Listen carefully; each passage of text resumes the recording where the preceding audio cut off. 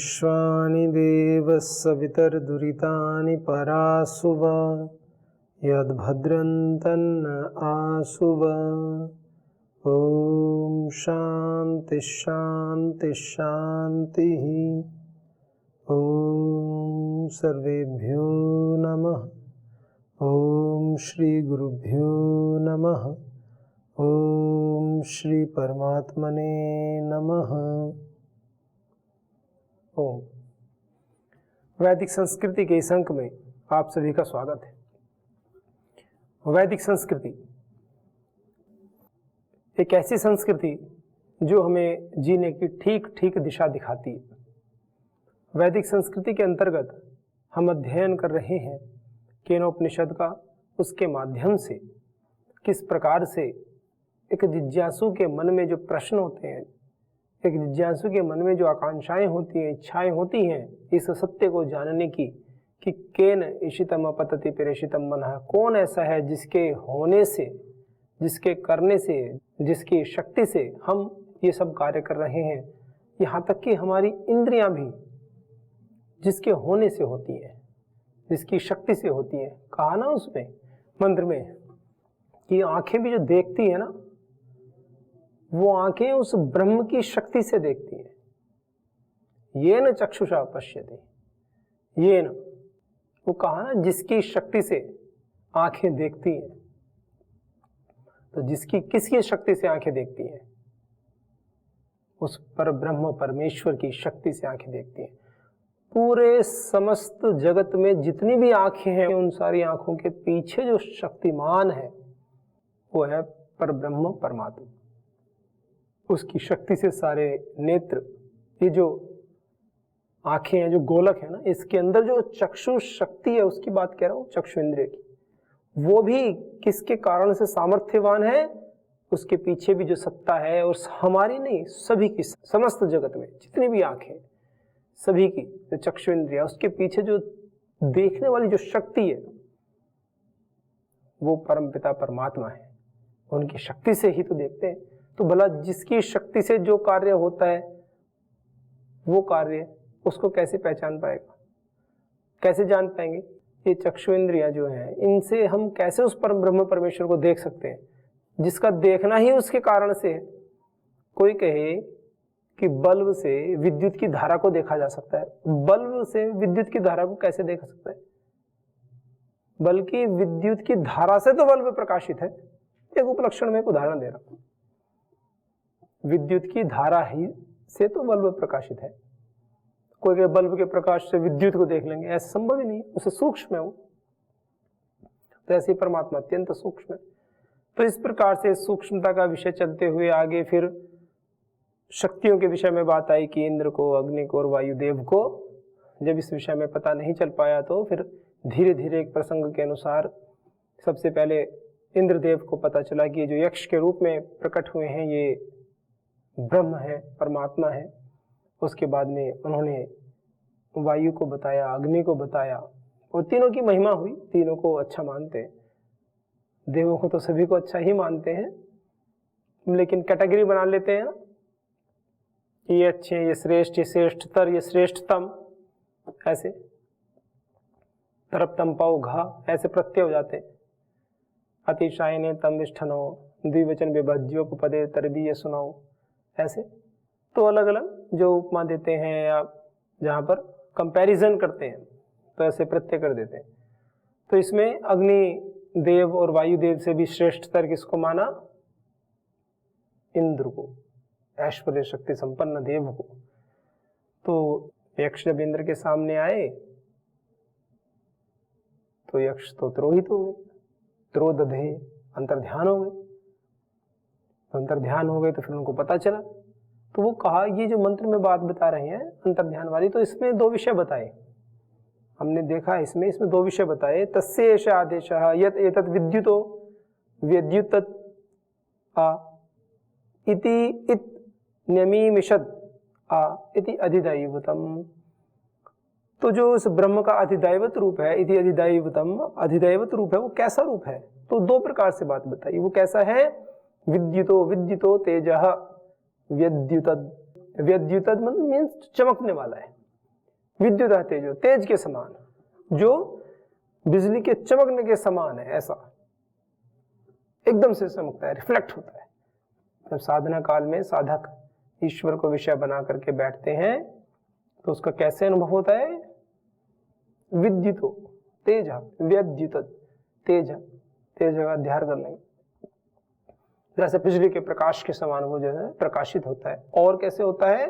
तो कहा इतिद न्यमीमिषदा, न्यमीमिषद आ, बड़े अच्छे प्रकार से न्यमीमिषद, जैसे पलकों को बंद करते हैं ना, पलक बंद करने के समान एकदम अंतर ध्यान भी हो जाता है। वो कैसे होता है?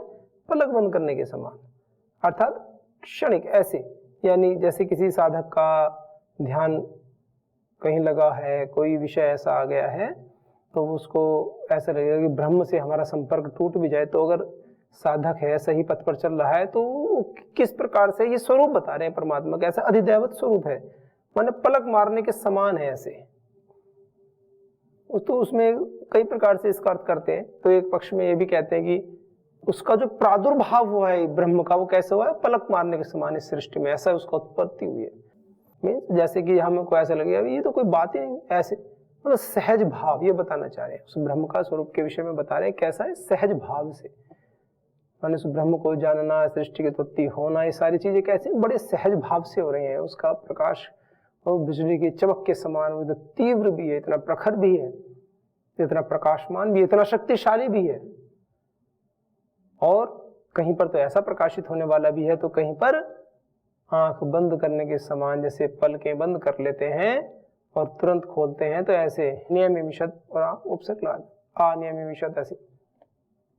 तो इस प्रकार से ब्रह्म के अधिदैवत स्वरूप को बताया कि दो प्रकार से उसका स्वरूप है, बिजली की चमक के समान स्वरूप है और पलकों को मूंद करके। मीन्स इसका तात्पर्य क्या है कि जैसे जितनी देर क्षण भर में जैसे हम पलकों को बंद करके खोलते हैं, ऐसे उसका प्रादुर्भाव भी होता है, ऐसे कहा। एक परम श्रद्धेय स्वामी जी महाराज के गुरु जी महाराज हैं, वो कहते हैं कि ब्रह्म को कैसे पाया जा सकता है और ब्रह्म से हमारे बीच की दूरी कितनी है। तो वो कहते हैं कि आंखें बंद करो तो अंदर, आंखें खोलो तो बाहर, बस इतनी दूरी है। तो जो ये बात कही जाती है आंखें बंद करो तो अंदर, आंखें खोलो तो बाहर, वही तो बता रहे हैं उसका प्रादुर्भाव होना, उसका पता चलना, उसमें कितनी दूरी होती है। यही तो कहा इसमें नियमिषदा, केवल पलकों को बंद करने के समान, इतनी बस। जैसे निमेश बंद करना खोलना है, जो पलक ऐसे करते हैं ना कि निमेश मतलब ऐसे एक बार बंद की, ऐसे सामान्य जो जैसे सहज व्यवहार में हम करते हैं, माना इतने सहजता से करते हैं कि उससे विजन बाधित नहीं होता है। आप कोई गाड़ी चला रहे हैं, कुछ भी कार्य कर रहे हैं, तो आप ऐसा नहीं कहते कभी भी कि अच्छा एक्सीडेंट हो गया क्योंकि मैंने पलकें झपका दी थी। ऐसा थोड़ी होता है। कभी कभी सुना है किसी को ऐसे कहते हुए? माने पलकों का झपकाना भी हमारा इतना सहज होता है कि हमारे किसी कार्य में बाधा नहीं होती, हमारे कंसंट्रेशन में, हमारी एकाग्रता में बाधा नहीं होती है। एक त्राटक का प्रोसेस अलग है, वो तो एक मेडिकेटेड एक थ्योरी है, तो उससे तुम्हारी एकाग्रता बढ़ती ही है। माने जो हमारा समय है ना पलकों को बंद करने का, खोलने का, वो समय बहुत ज्यादा नहीं है। माने उससे हमारे किसी कार्य पर कोई विपरीत प्रतिकूल प्रभाव नहीं पड़ता है, कोई भी प्रतिकूल प्रभाव नहीं पड़ेगा। कोई चाहे प्लेन चलाने वाला हो, चाहे रॉकेट चलाने वाला हो, पलके तो सब इस हिसाब से करते ही हैं सारे के सारे। उसमें कोई समय ऐसा नहीं है कि 2-4 सेकंड लग गए कि आगे बंद की और फिर खोलने में समय लग रहा है, इतने तो एक्सीडेंट हो गया, ऐसा कुछ नहीं होता है ना। वो तो निद्रा आ जाए किसी को तो एक अलग बात है, तो उसके लिए बड़े अच्छे भजन है। परम श्रद्धेय श्री स्वामी जी महाराज ने इतने अच्छे भजन बनाए हैं, और जो भजन लोक भाषाओं में भी थे प्रचलित थे, उन भजनों को भी पूरा सम्मान देते हैं। ये कहते हैं निद्रा बेच दूं कोई ले तो, ऐसे किसी निद्रा को बेच दूं कोई ले तो, कि मतलब निद्रा का हमारे पास तो कोई काम है नहीं, कोई आए तो ये दे दो उसको, ऐसे कहा गया। कहते तस्य ऐसे आदेशो यदि विद्युतो व्यद्युतद इति और इतव्य पद है। नियमिषद इति अधिदैवतम, ये ब्रह्म का, ब्रह्म विषय का जो अधिदैव आदेश है, अधिदैवत स्वरूप है, उसके विषय में इन्होंने उपनिषदकार इस विषय में बता रहे हैं कि बिजली की चमक के समान है वो। और कैसा है, कैसे होता है कि जैसे किसी ने आंखें मूंद ली हो, इस प्रकार से एक विषय बताया। जैसे आंखें सामने आंखें मूंद ली, त्रोहित हो गया। त्रोहित होने का मतलब कैसे होगा, चला थोड़ी गया यहाँ से, बस हमें दिखना बंद हो जाता है। ऐसे कोई सामने खड़ा हुआ आंखें बंद कर ले तो हमें दिखना बंद हो जाएगा, तो उसकी सत्ता बंद थोड़ी हो जाती है। तो ऐसे जो व्यक्ति अज्ञानी होते हैं, जो व्यक्ति उस ईश्वर से, उसके पथ पे जो विधान है उसका पालन नहीं कर रहे होते, तो उनको हमेशा ऐसे ही लगता है जैसे किसी ने आंखें बंद कर ली हो, तो उनको उसकी अनुभूति साक्षात हो नहीं पाती है, फिर वो बस इसी भ्रम में रहते हैं। तो इससे ईश्वर का अस्तित्व समाप्त तो थोड़ी हो गया, ईश्वर तो है, भगवान जी तो है, हमेशा वर्तमान है वो तो इस प्रकार से ये बातें जो चल रही हैं, ये माने जब हम थोड़ा गंभीरता से विचार करते हैं तो ऐसा लगता है कि ये विषय चलाए क्यों गए। हम प्रातःकाल उठते हैं, अपनी दैनिक दिनचर्याओं को नित्य कर्म करते हैं, जो भी हमारे विधान के अनुरूप कार्य हैं वो करते ही हैं। फिर ये बातें जो है ऐसी क्यों बताई गई हैं कि हमें इस प्रकार से ईश्वर की, ब्रह्म विषयक संबंधी, देवताओं संबंधी, हम तो अपने करने के काम सभी कर ही रहे हैं, तो फिर ऐसा क्यों, हम क्यों करें ऐसे अतिरिक्त कार्यों को क्यों करें, हम अपने कार्य को ही अच्छे से कर रहे हैं तो बस पर्याप्त है। फिर ये सब उपदेश क्यों जाते हैं कि ब्रह्म ऐसे हैं, इतने सहज भाव से प्राप्त हो सकते हैं, या उनके लिए इतना कठोर पुरुषार्थ करना चाहिए, मन का संयम करें, वाणी का संयम करें, इंद्रियों का संयम करें, जितेंद्रिय बने, विनम्रता रखें, धर्म के लक्षण बता दिए, धृति क्षमा दमोस्तेयम शौचम इंद्रिय निग्रह धीर विद्या सत्यम क्रोधो दशकम धर्म लक्षणम, 10 धर्म बना दिए। वाणी में भी कठोरता नहीं होनी चाहिए, परुष वचनम, निंदा चुगली सब वाणी के दोष बताए हैं, है ना, विनम्रता, सत्य बोलना, मीठा बोलना, प्रिय बोलना, ऐसे। तो ये सब क्यों बताए गए हैं, उपदेश किस लिए दिए जा रहे हैं। जब हम अपना काम पूरी कर्तव्य परायणता के साथ में कर रहे हैं तो ये उपदेश क्यों दिए जा रहे हैं, इनकी आवश्यकता क्या है। इतने से बात नहीं बन पाएगी क्या हम सुबह उठ करके अपनी दैनिक दिनचर्या का पालन करते हुए शाम को शांति से सो जाएं। बिल्कुल काम चल जाएगा। उत्तर यह है इसका, इससे काम चल जाएगा, चल ही तो रहा है, पर बस काम ही चलेगा, लक्ष्य की प्राप्ति नहीं होगी, ये बात है। इतने से केवल काम ही चलेगा, लक्ष्य की प्राप्ति नहीं होगी। लक्ष्य की प्राप्ति का अर्थ ऐसा है, मान लीजिए जैसे किसी को ओलंपिक में जाना है और गोल्ड लेना है, ये तो है लक्ष्य, पर काम चलने की बात है ऐसी है, अपना छोटा मोटा कोई अखाड़ा हो उसमें आराम से व्यक्ति सीख रहा है बस अपने काम के लिए, बस थोड़ा सीख लेता है, कुश्ती वगैरह सीख ली उसने, बस इतना है, कर लेता गांव में 2-4 लोगों से अपना। ऐसा भी नहीं कह सकते कि उसको नहीं आती, उसको आती है, लेकिन क्या वह स्टेट में या नेशनल में या इंटरनेशनल में, ओलंपिक में क्या वो पदक ला सकता है। तो योग्यता उसके लिए तो प्रैक्टिस की आवश्यकता होगी, विशेष रूप से उस लक्ष्य के पीछे उसको लगना पड़ेगा, तभी हो पाएगा, ऐसा तो हो नहीं पाएगा। तो उसके लिए तो उसको विशेष पुरुषार्थ करना पड़ेगा, और जितना विशेष पुरुषार्थ करेगा आगे बढ़ेगा। तो ऐसे ही ये सब जो बातें बताई जा रही हैं कि हम दैनिक दिनचर्या को तो जी ही रहे हैं, ठीक ठीक जीते ही हैं, पर वो पर्याप्त नहीं है। वो इतना तो हो सकता है कि हम अन्यों से थोड़े विशेष हो जाएं कि भाई चलिए किसी को तो कुछ नहीं आता, हमें कुछ तो आता है, तो और कभी भी जब भी वेग होगा, जब भी हम आगे कार्य करना चाहेंगे तो हमारी प्रगति अन्यों की अपेक्षा अधिक हो जाएगी। जब भी हम कोई कार्य करेंगे आगे उस विषय में, उस दिशा में, तो हमारी जो प्रगति है वो अन्यों की अपेक्षा थोड़ी तीव्र वेग से हो जाएगी, क्योंकि हमने पहले थोड़ा थोड़ा अभ्यास किया है। बस इतना तो लाभ होगा। आप ये सोचेंगे पूरा लाभ आपको मिल जाएगा, तो ऐसा नहीं है। वो तो जब तक आप कर्म नहीं करेंगे, पुरुषार्थ नहीं करेंगे, बहुत ही तीव्र संवेग के साथ में पूरे मन के भावों को पूरे इमोशनल होकर के, पूरे भावाविभोर होकर के उस प्रभु के समक्ष समर्पित नहीं करेंगे, तब तक कैसे गति होगी आगे। और समर्पण भी पुरुषार्थ पूर्वक समर्पण है, केवल भावनाओं मात्र से नहीं। कुछ ऐसे बोल देते हैं कि जो है भगवान तो बस प्रार्थनाओं से प्रसन्न हो जाते हैं। भगवान प्रार्थनाओं से भी उसके प्रसन्न होते हैं जो पुरुषार्थ करता है। पुरुषार्थ पूर्वक प्रार्थना, और पुरुषार्थ भी कैसा हो, प्रार्थना पूर्वक पुरुषार्थ हो। ये पुरुषार्थ पूर्वक प्रार्थना और प्रार्थना पूर्वक पुरुषार्थ। कुछ कहते हैं ना हमारा तो पुरुषार्थ ही हमारी प्रार्थना है, और कुछ कहते हैं कि हम प्रार्थना करते हैं फिर पुरुषार्थ करते हैं, और पुरुषार्थ करते करते भी प्रार्थना करते हैं, तब जाके कार्य सफल होते हैं। ऐसे नहीं कि केवल करने से सफल हो जाएंगे, या केवल के प्रार्थना से सफल हो जाएंगे, ऐसा नहीं होता। परम श्रद्धेय श्री स्वामी जी महाराज को तो जितनी बार भी हम कोटिशय नमन करें, उनके चरणों में शीश झुकाएं, उतना कम है, क्योंकि इस एक बहुत बड़े समाज के वर्ग से उन्होंने ये भ्रांति निकाली है कि केवल से कुछ नहीं होता। केवल मैं ये कर लूँगा, केवल मैं जाप करूँगा, केवल मैं ध्यान करूँगा, केवल मैं प्राणायाम करूँगा, केवल मैं इतना करूँगा, केवल से नहीं होगा। लाभ तो हो सकता है भाई, प्राणायाम करेंगे तो लाभ तो होता ही है, लेकिन केवल से सोचे कि हमारी पूरी जेनेटिक बीमारियां और हमारा सारा जो असाध्य रोग दूर हो जाएंगे, तो केवल से नहीं होंगे।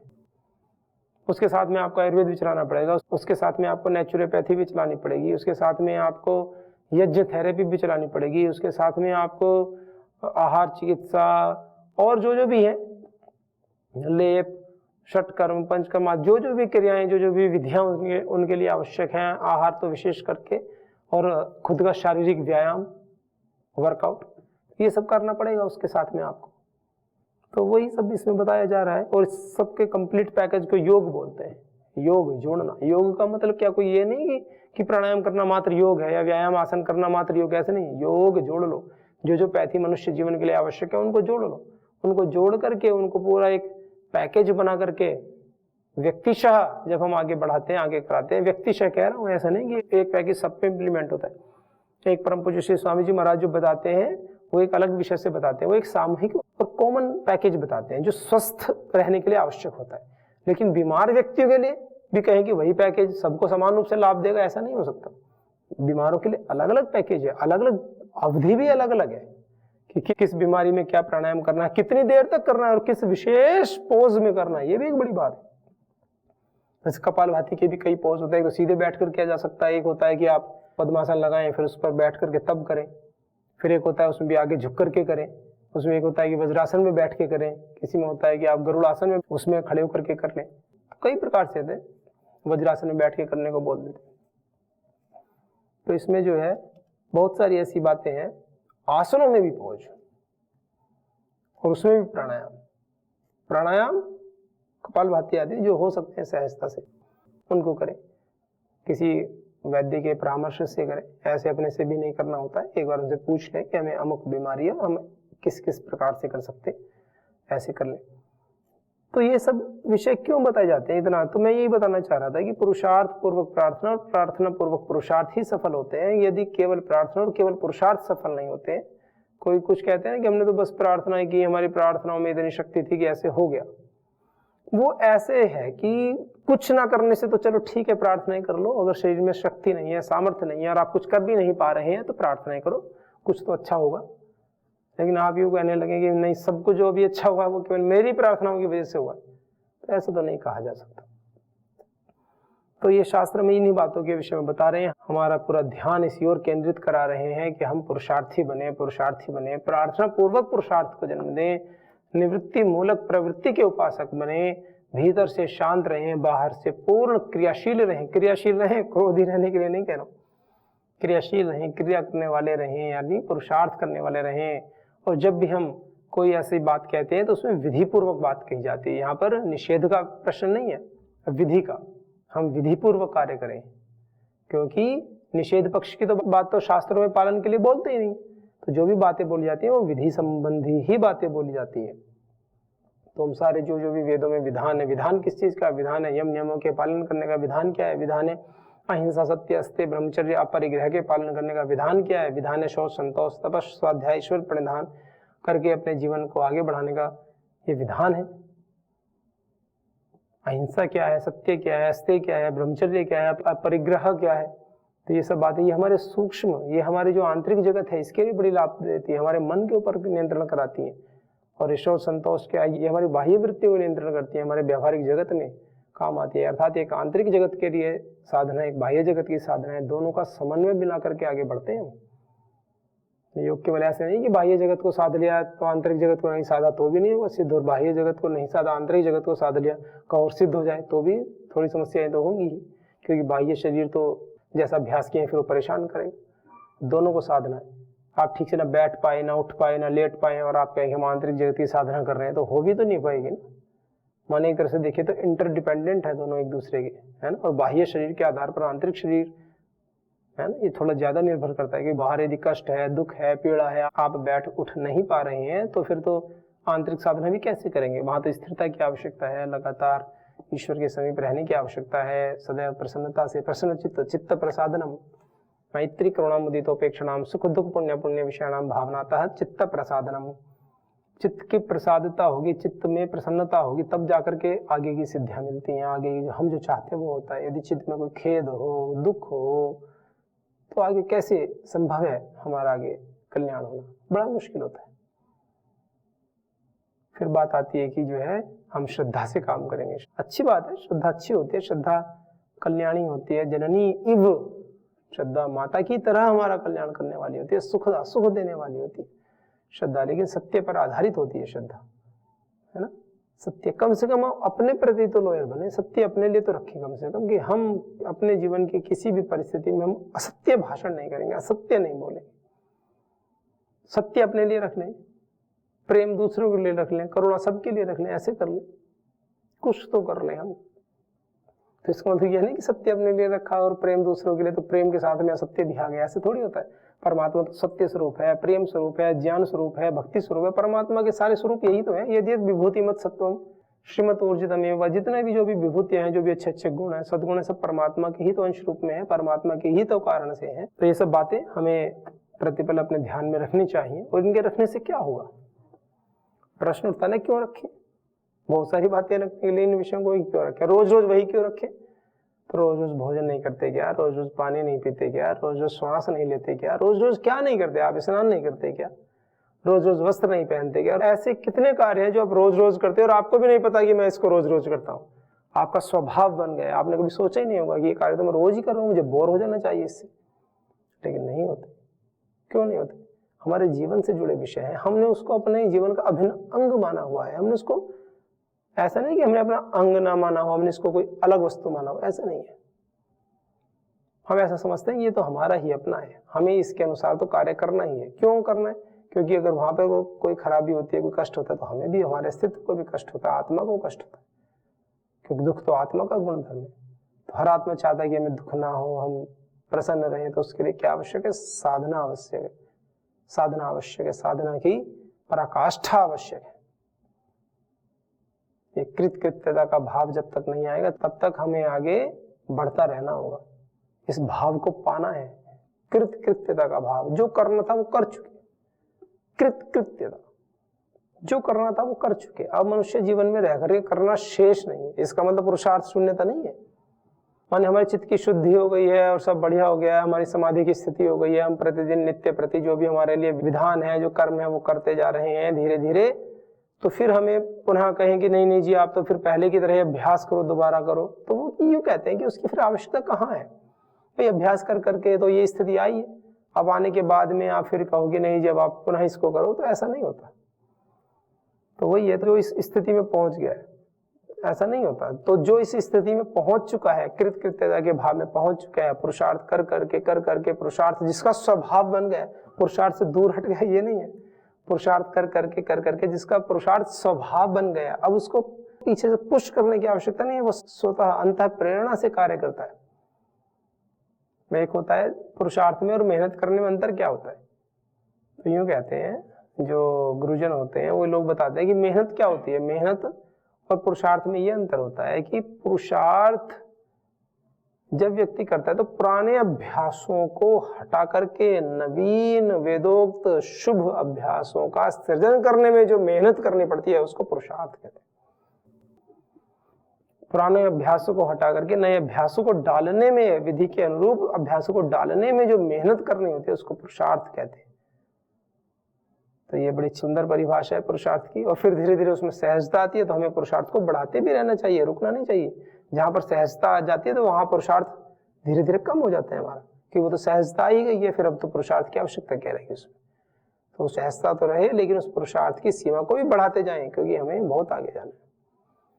हमारा लक्ष्य ही कुछ ऐसा है, सीधे ब्रह्म से नीचे तो हम बात ही नहीं कर रहे हैं। भगवान को पाना है, भगवान विषय में बात है, भगवान जी कितने जल्दी हमें मिलते हैं, कैसे मिलते हैं, इन सब विषयों को हम निरंतर सतत जारी रखेंगे। अपनी साधना को धीरे धीरे आगे बढ़ाएंगे, अपने जीवन को, अपने लक्ष्य को सदैव एक समन्वय में बैठा करके जीवन को सफल बनाएंगे, लक्ष्य की प्राप्ति करेंगे। इन्हीं शुभ भावों के साथ सभी का जीवन मंगलमय हो। आज के हमको विराम देते हैं। ओम शांति शांति शांति। ओम सर्वेभ्यो नमः। ओम श्री गुरुभ्यो नमः। श्री परम ऋषिभ्यो नमः।